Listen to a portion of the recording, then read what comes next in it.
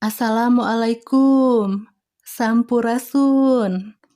Barudak kelas 4, alhamdulillah tepang deui ayeuna dina pangajaran bahasa Sunda. Masih dina daring atau online. Barudak, materi anu dipelajari dinten ayeuna dina pangajaran genep Cinta Lemah Cai, materina nyaeta nu kahiji kecap kantetan, nu kadua kecap panyeluk.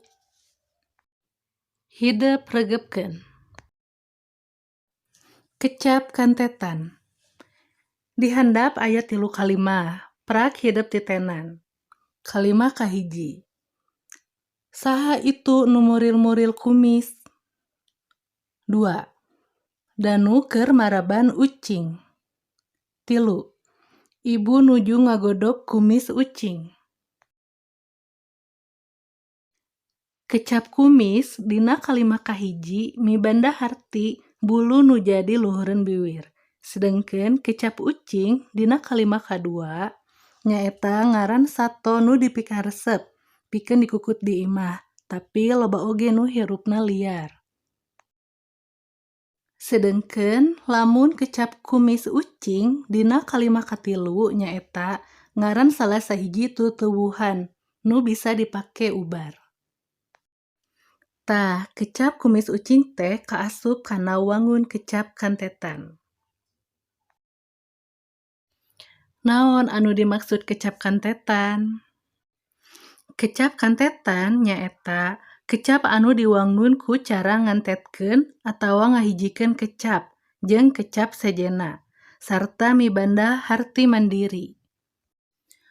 Perhatikeun contoh sejenna. Kembang buruan. Kembang mibanda harti bagian tina tutuwuhan anu mekar. Jeung buruan mibanda harti tempat di sekitar atau hareupeun imah jeung bangunan sejenna. Sedengkeun kecap kembang jeung buruan lamun dikantetkeun jadi kecap kembang buruan. Kembang buruan teh mibanda harti nu mandiri. Nyaeta kembang buruan teh budak leutik nu keur meujeuhna resep ulin di buruan. Ayeuna materi kadua nyaeta kecap panyeluk. Kecap panyeluk nyaeta kecap anteureun nu maksudna ngebrehkeun rasa umpamana wae lantaran ngarasa reuas, nyeri, atoh, sedih jeung sajabana.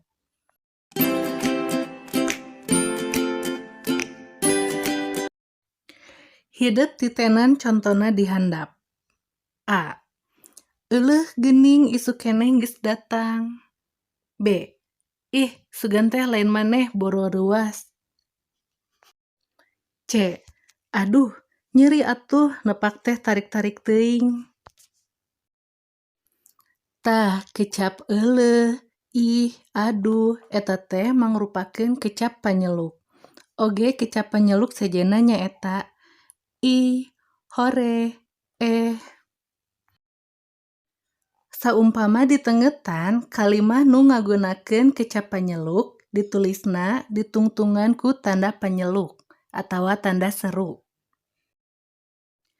Jadi barudak kecap panyeluk teh kecap nu ngebrehkeun atau ngagambarkeun rasa, bisa sedih, atoh, reuas jeung sajabana.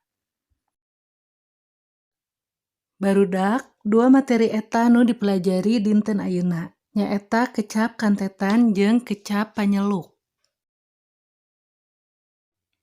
Pikeun nyangkeum pamahaman hideup kana materi dinten ayeuna, prak hideup pidamel pancen ieu ku hideup. Alhamdulillah, dugi sakitu materi dinten ayeuna. Hatur nuhun. Wassalamualaikum warahmatullahi wabarakatuh.